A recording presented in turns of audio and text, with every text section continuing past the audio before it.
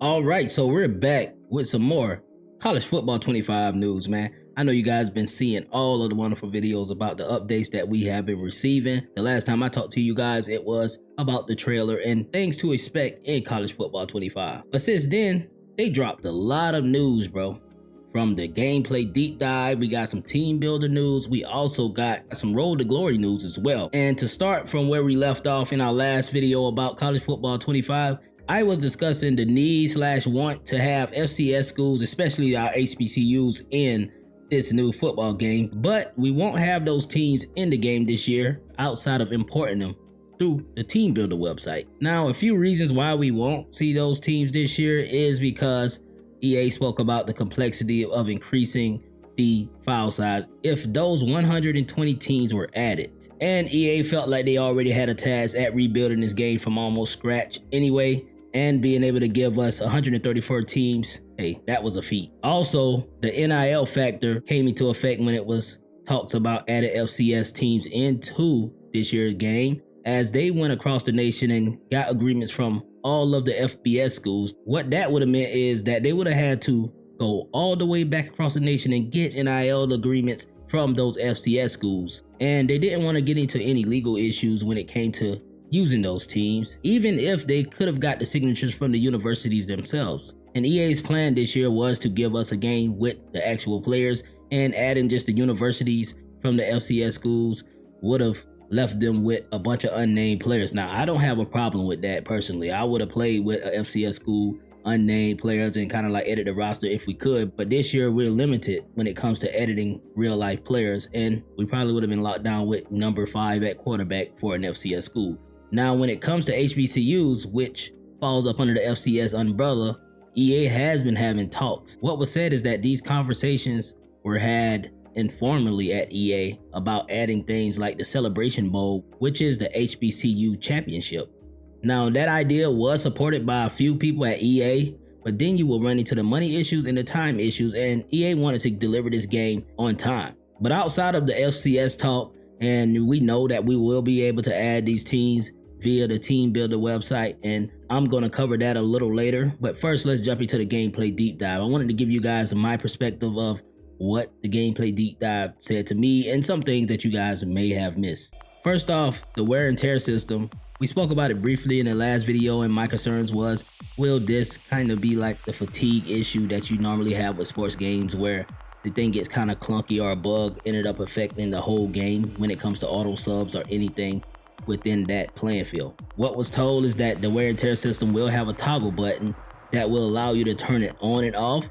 And to give you guys a brief example of how the wear and tear system works, is basically broken down into body parts, mostly limbs like your arms and your legs, and I think your chest is affected as well. So say for instance a quarterback lands on his throwing arm and slightly bruised it. What that means that his throwing power or accuracy will take a hit on the next few plays, and there is also a recovery process attached to it as well. So it's not like your guy will be like this permanently for the whole season. And we also got information about the abilities, and what they told us is abilities are not like the X Factor. They will have some or no effect on the gameplay. It's based off of how your player is currently doing, and I don't think it's going to be that overpowered. A lot of people were afraid that this would be like the X Factor in Madden, which kind of killed Madden for me. It's kind of like, I understand a lot of players are great and they're able to do things that other players can't do, but I don't think it should be like a Super Saiyan out there on the field just going crazy every few downs and you can't stop them. Personally, I think when players are playing at the highest level of the game, they're still able to be stopped. And what they said is that we will have access to 80 abilities, ranging from mental to physical ability. And an example of a mental ability, you have Field General. That will allow the quarterback to have the ability to survey the field and kind of help with managing their offense and being the leader that they need to be. These abilities are broken down into 4 tiers. You have bronze, which is the lowest tier. You have silver, then you have gold, and the top tier is platinum. Now let's say you have a freshman quarterback who comes in with a bronze level Field General ability. By the time he leaves your program, let's say for instance he stays for 4 years, he could finish with a platinum level ability. Now, if you have some 5-star kids come in, you know most likely they're going to leave for the draft early, but their ability level will be higher than, let's say, a 2-star. Now, the way they determine these ability levels is based off of ratings. kind of like 2K. You guys are probably more familiar with the badges in that system than you are with the new college football game. Look at it like this. In 2K, you have corner specialists. Most of anybody who can hit a three-pointer on 2K normally starts off with a bronze corner specialist, but your elite shooters like Steph and them, they have Hall of Fame level corner specialists. And in 2K, you have it broken down into bronze, silver, gold, and Hall of Fame. And college football 25 will be no different from that. The only downside about this system is that you only have 4 to 5 years to max these players out, and then you have to start all over with another player, which makes it fun for me. Now let's move on to HomeField Advantage. There's not much to talk about here. HomeField Advantage comes back into the game once again. The only thing that's different from NCAA 14 is that you have the stadium post meter. This is something that I remember from the earlier NCAAs. They allow you to see like the ranking of your stadium toughness or the stadium that you're visiting. This right here has always been in the game. You know, it's something that allows the defense to get an advantage, especially when the offense comes out and they have a young quarterback who's inexperienced and he cannot get the play calls off. He can't audible. They're saying they're going to have issues with pre-snaps in that type of situation as well, kind of like the Penn State game that you guys see everybody hype up. They had to call timeout before the snap because the crowd was too loud and they couldn't get the play off. This will also affect audible in hot routes, especially if you got a young quarterback. And if you have a veteran quarterback who has that field general on platinum level, oh, he most likely will not be phased. He's used to that. Now, it's going to be interesting to see how his home field advantage and player abilities mesh, because I don't think I ever seen this in a video game before. In 2K, the crowd really doesn't have much of a effect on the player.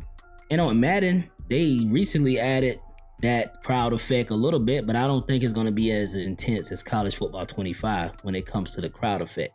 Now, another thing that they talk about was the revamp passing. If you play Madden before, you know the passing is based off of a meter. You will have the option to turn off the revamp passing, but this will also bring another dynamic to the college football game as well. And your players' abilities will play a big part when it comes to this new revamp passing, because some players will have larger windows when it comes to making a perfect pass. I'm gonna use 2K as a reference once again. When you're using that shot meter, you gotta time it perfectly to get greens every time. And those greens mean guaranteed buckets. So here on college football 25, it's gonna mean whenever you perfectly time a pass, you have a higher chance at completing it. And another thing they talk about was a switch stick, which will allow us the quick controls to change from players over and over throughout the game as a play is going on. Now, let's say you play at linebacker and you need to get to the safety while the ball is in the air. So a flick of the right stick in the right direction will get you to that player that's near the ball, which will give you a better opportunity to defend the pass. Before, it was kind of difficult to hit the right button and get to the right player. We didn't have much control of that.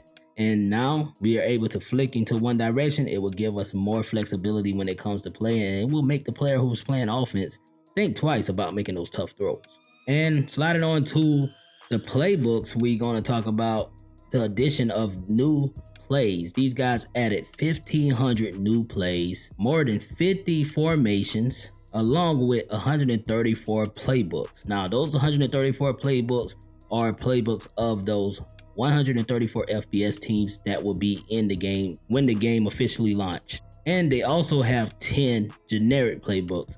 So let's say, for instance, you wanted to create a team off a team builder, but you didn't want to use the same playbook as Alabama because you don't want your team to mirror Alabama. You want them to have their own distinct feel, and you will be able to play around with your own playbook to randomize and put in your own custom plays. Now, we don't have build a play, and I know some people would like to have that, but having access to 1,500 new plays, I think you possibly could build your own playbook outside of the 10 generic ones. And you know, when you're talking about playbooks, you got to talk about the coaches, man.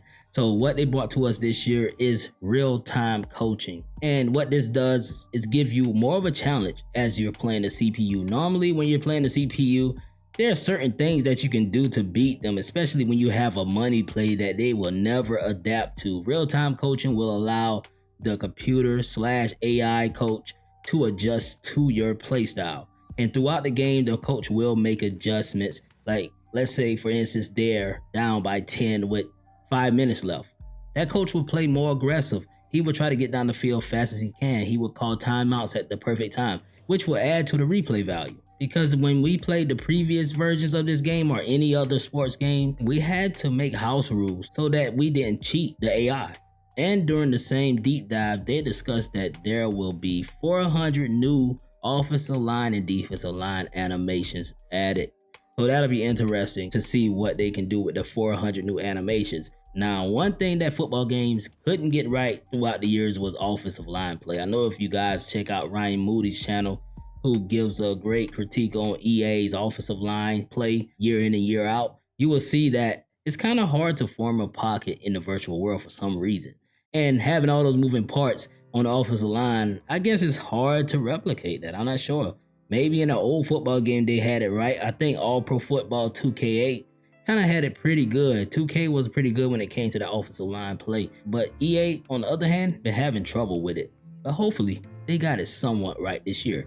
And they also introduced a new kick meter, which looked like it's going to come with a challenge. You have to time the accuracy along with the power. So initially, you will be timing the accuracy, trying to balance your kick in the direction that it needs to go. And the arrow is where your power will be determined. If you let the arrow fill up all the way to the top, you will get the most explosive kick. If you time the accuracy at the bottom correct, it will be the most accurate kick. Now, if you get both of those off, you can look forward to shanking those things to the left and possibly having somebody return one on you.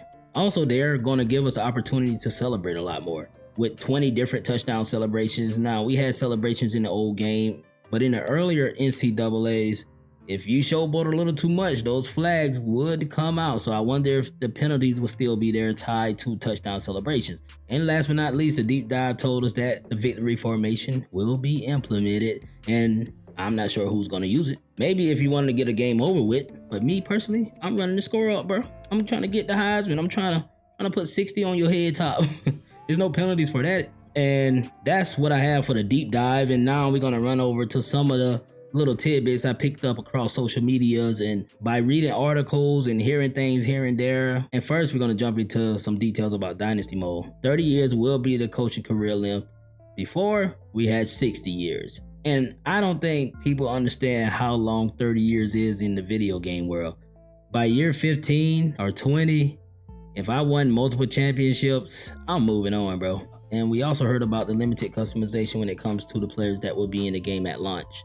We're not going to be able to change their names or do anything else like that. But once your recruits start coming in, like the generated players, you will be able to make changes to their names, heights, and all that type of stuff, facial features, and all that good stuff as well.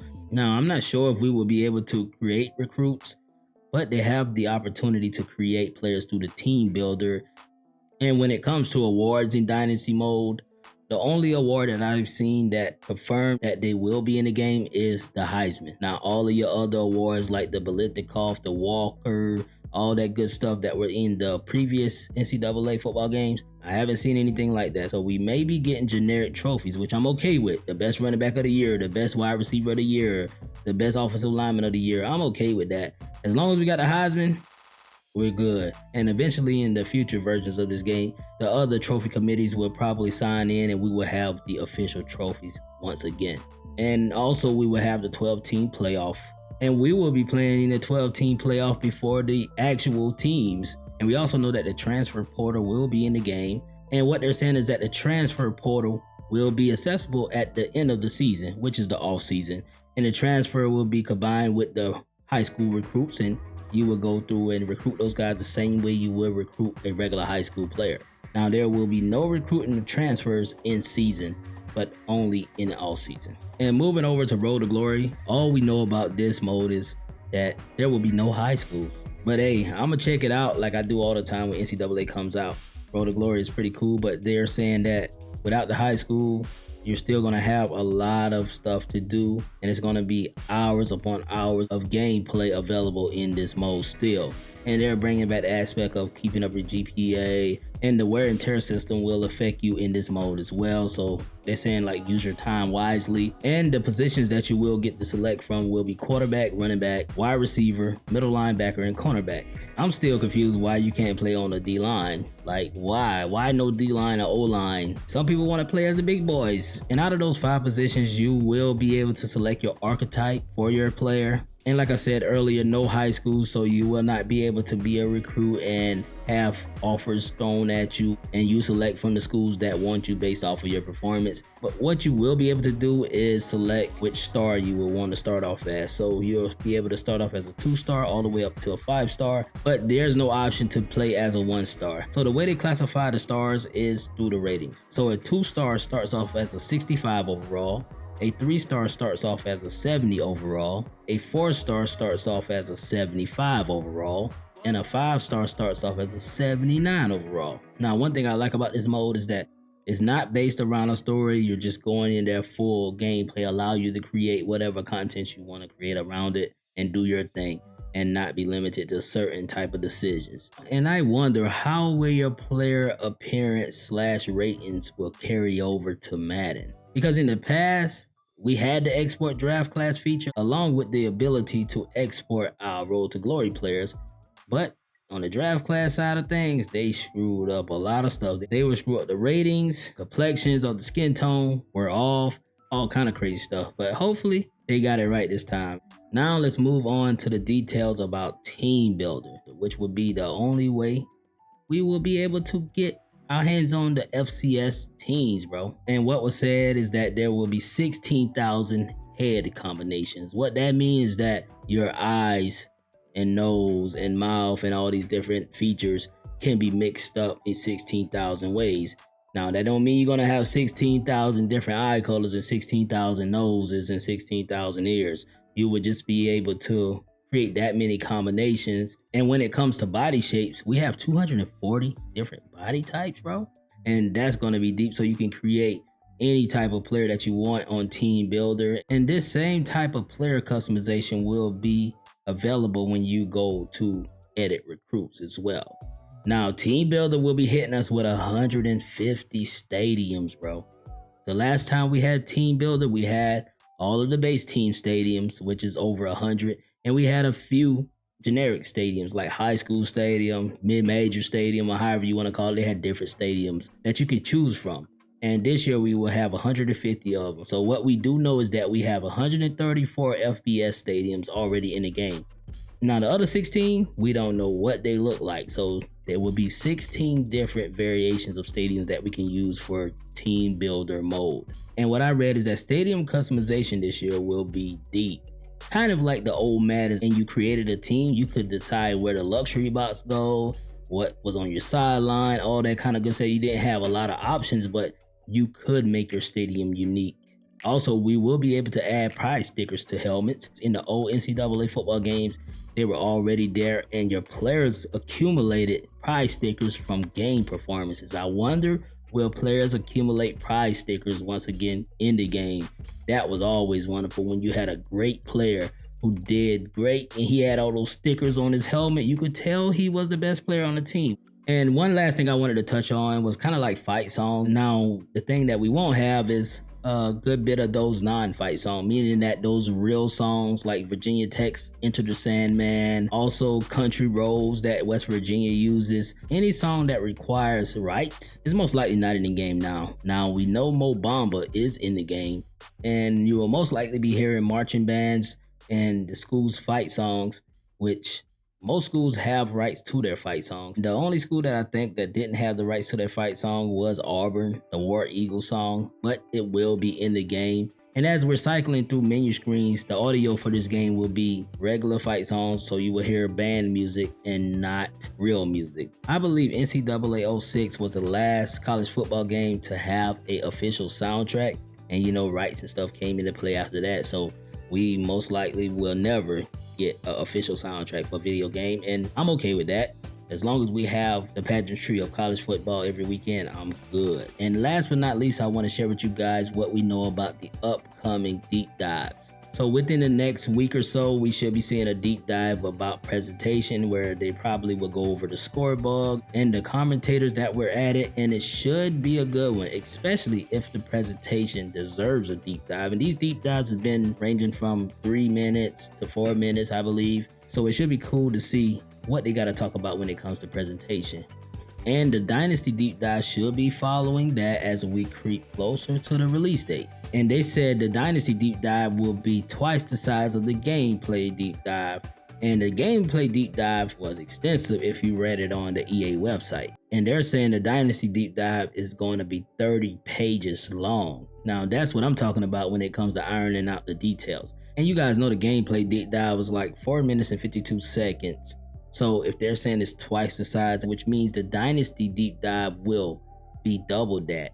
And we still haven't got any info on the Road to Glory Deep Dive. And also there hasn't been anything confirmed about Ultimate Team. And for the Team Builder, we might get a deep dive as well. And that website will go live during the first week of July.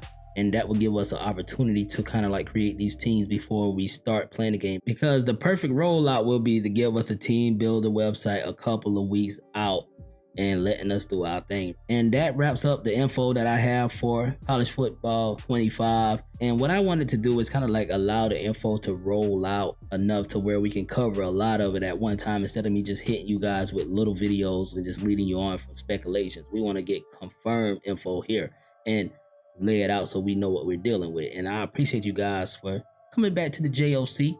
And if you're interested in HBCU videos, subscribe to the channel. And what I do here is cover the journeys of great HBCU players from every avenue of sports and other topics that pertain to HBCU sports, like this video game, which means a lot to college football and the pageantry of it all. And once again, it's your boy Chuck, and I'm out of here. And subscribe if you want more updates.